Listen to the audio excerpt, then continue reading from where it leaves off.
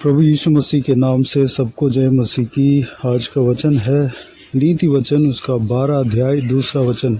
भले मनुष्य से तो यहोवा प्रसन्न होता है, परंतु बुरी युक्ति करने वाले को वह दोषी ठहराता है। मेरे प्रियो, यहाँ पर भला मनुष्य और बुरी युक्ति करने वाला मनुष्य दोनों के जीवन में क्या बीतेगा, इस बात को परमेश्वर का बहुमूल्य वचन यहाँ पर कहते हुए हम देख सकते हैं। एक तो भला मनुष्य, यानी कि भला मनुष्य कौन है? परमेश्वर का भय मानने वाला मनुष्य, परमेश्वर के वचन के अनुसार चलने वाला मनुष्य, दूसरों को भलाई करने वाला मनुष्य, भलाई पहुँचाने वाला मनुष्य, यानी कि उस व्यक्ति के द्वारा किसी का बुराई ना होगा, बुराई नहीं होता है, बल्कि दूसरों का फ़ायदा होता है, दूसरों का भलाई पहुंचता है।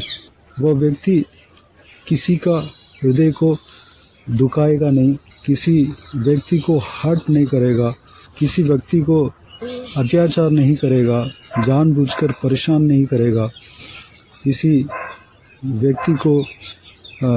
व्यक्ति के ऊपर झूठा इल्ज़ाम नहीं लगाएगा, परंतु तरस खाएगा, गरीबों के ऊपर तरस खाएगा, छोटे लोगों को मदद करेगा। भलाई, यानी कि इस शब्द का गहराई बहुत ज़्यादा है।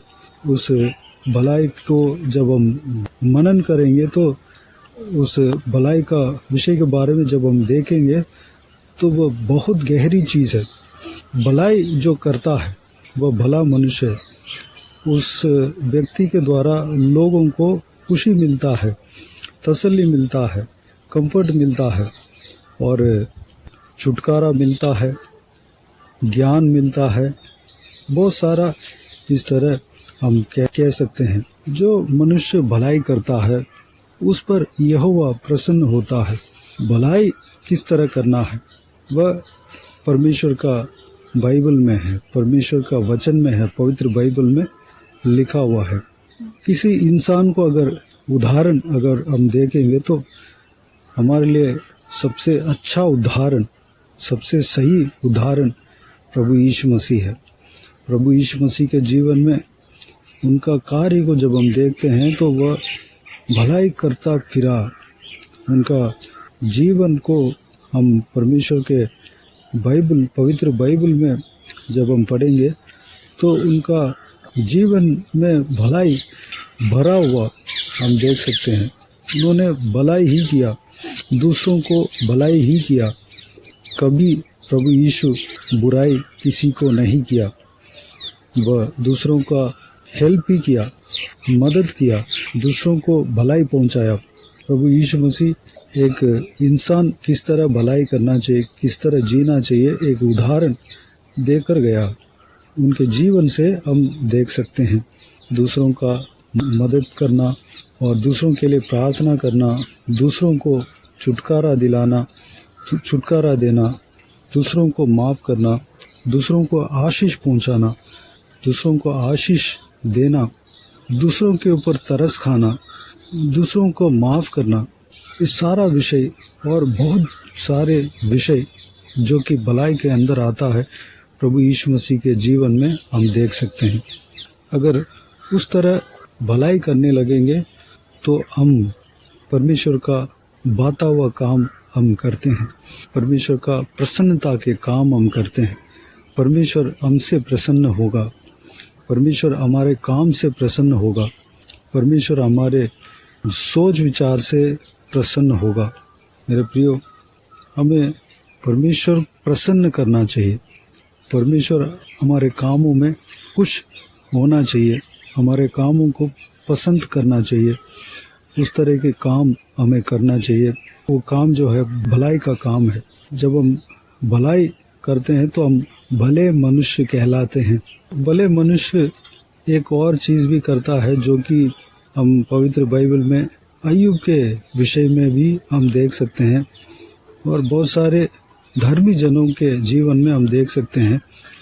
न्याय सही तरीके से करते हुए हम देख सकते हैं। उदाहरण, प्रभु यीशु मसीह सही तरीके से न्याय करने वाला परमेश्वर है।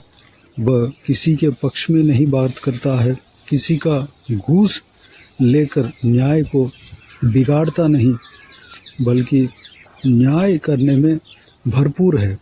वह न्याय करने वाला परमेश्वर है। वैसे हम धर्मियों के, परमेश्वर के भक्तों के, यानी कि परमेश्वर के लोगों के जीवन में जब हम देखते हैं तो वह भी सही रीति से, जो परमेश्वर का वचन जिस तरह कहता है, परमेश्वर के वचन के द्वारा सही रीति से न्याय करने वाले ठहरे। उदाहरण कई लोगों को हम देख सकते हैं, दाऊद, सुलेमान और मूसा, इस तरह की कई सारे लोग जो परमेश्वर के डरवे हैं, उनके जीवन में हम देख सकते हैं। दूसरी बात, बुरी युक्ति करने वालों के बारे में यहाँ पर कहा गया है। जो व्यक्ति बुरी युक्ति करता है, परमेश्वर उनको दोषी ठहराता है। जो बुरी युक्ति करता है, बुरा सोच विचार जिसके अंदर है, जो व्यक्ति बुराई करता है वह कभी सुधरने का नाम नहीं लेता, कभी सुधरता नहीं है। उसको परमेश्वर कई सारे मौका देने के बावजूद भी वह सुधरने का विचार में नहीं रहता, उद्धार पाने में अपने आप को आगे नहीं बढ़ाता, वह बुरी युक्ति करते रहता है। उस व्यक्ति को परमेश्वर दोषी ठहराता है। परमेश्वर अगर दोषी ठहराता है तो उस व्यक्ति का अंत जो है, पवित्र बाइबल के अनुसार हम देखते हैं तो उस व्यक्ति का अंत अनंत मृत्यु है।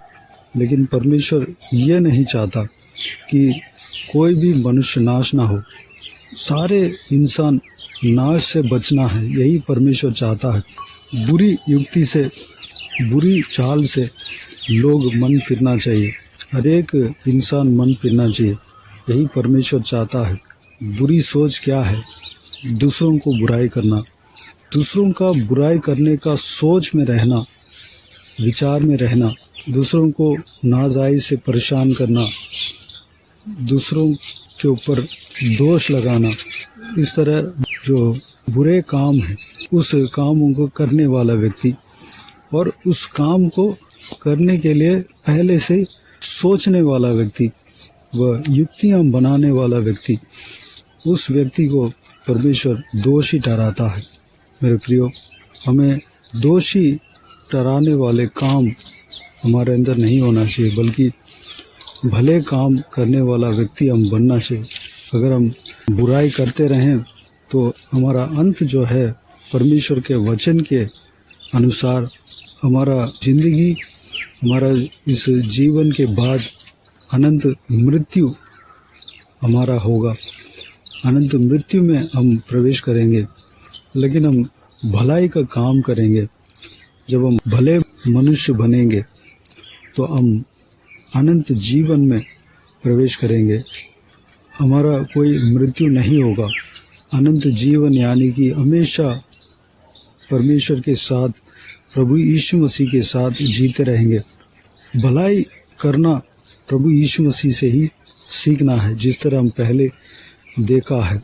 मेरे प्रियो, हमें भले मनुष्य बनने के लिए, प्रभु यीशु मसीह की तरह अपने आप को बदलने के लिए, प्रभु यीशु मसीह के साथ चलने के लिए, प्रभु यीशु मसीह के मार्ग में चलने के लिए अपने आप को परमेश्वर के हाथों में समर्पित करें। आइए हम प्रार्थना में जाएं। प्यारे पिता, दयालु परमेश्वर, आपको धन्यवाद देता हूँ आज के इस आपके बहुमूल्य वचन के लिए। आपको धन्यवाद देता हूँ परमेश्वर, बीते हुए दिनों में हमें संभाला, बचाया, सुरक्षित रखा। आपको धन्यवाद देता हूँ आज का आपके इस बहुमूल्य वचन के लिए। आपको धन्यवाद देता हूँ परमेश्वर, इस आपके बहुमूल्य वचन के द्वारा जो संदेश, जो बातें हमने मनन किया है, सारे बातों के लिए आपको धन्यवाद देता हूँ परमेश्वर। भला मनुष्य, भले काम करने वाला मनुष्य हम बनने पाए परमेश्वर, ताकि हमारे कामों में आप प्रसन्न हो सके परमेश्वर, हमारे कामों को आप पसंद कर सके, हमारे कामों में से आप खुश हो सके परमेश्वर, हमारे कामों को देखकर आप खुश हो सके परमेश्वर। अनुग्रह देना पिताजी, हम आपकी तरह, आपने इस धरती में, इस संसार में जब जिया, तब भलाई का काम किया परमेश्वर, आपकी तरह हम भलाई का काम करने पाएँ, किसी को हम बुराई नहीं करने पाएँ, बुरा विचार हमारे अंदर ना आने पाए पिता, बुरा सोच विचार हमारे अंदर नहीं होने पाए परमेश्वर। धन्यवाद देता हूँ पिता।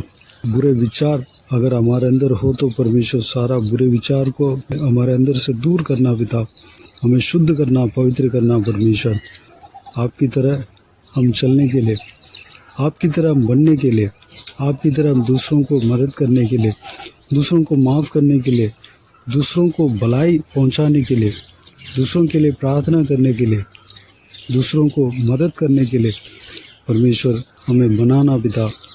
हम परमेश्वर सारे भलाई के काम करने पाएँ, आपकी तरह हम बनने पाएँ, अनुग्रह देना पिता। परमेश्वर आपने पिताजी इंसान के लिए पिता, आप अपने आप को, अपने जान को भी क्रूस पर सौंप दिया परमेश्वर, दूसरों को बचाने के लिए अपना जान भी आपने दे दिया, दूसरों को दंड से बचाने के लिए उस दंड को आप अपने ऊपर ले लिया परमेश्वर। आपका त्याग जो है परमेश्वर बहुत बड़ा है पिता, आप दूसरों के ऊपर प्रेम रखा पिता, दूसरों को भलाई पहुंचाया, हम भी परमेश्वर दूसरों को भलाई पहुंचाने पाएँ, दूसरों के लिए हम पिताजी त्याग करने पाएँ, दूसरों का ज़िंदगी के लिए हम परमेश्वर त्याग करने पाएँ, दूसरों का जीवन देने में परमेश्वर हम प्रयास करने पाएँ, दूसरों को भलाई पहुंचाने के लिए हम प्रयास करने पाएँ पिता, अनुग्रह देना पिता। उस त्याग करने वाले गुण हमारे अंदर देना परमेश्वर, दूसरों के ऊपर हम प्रेम रखने पाएँ पिता। जब हम इस तरह भलाई के काम करेंगे तो परमेश्वर आप हमसे प्रसन्न होंगे, आप हमें आशीष देंगे, सुरक्षित रखेंगे, हमें संभालेंगे परमेश्वर।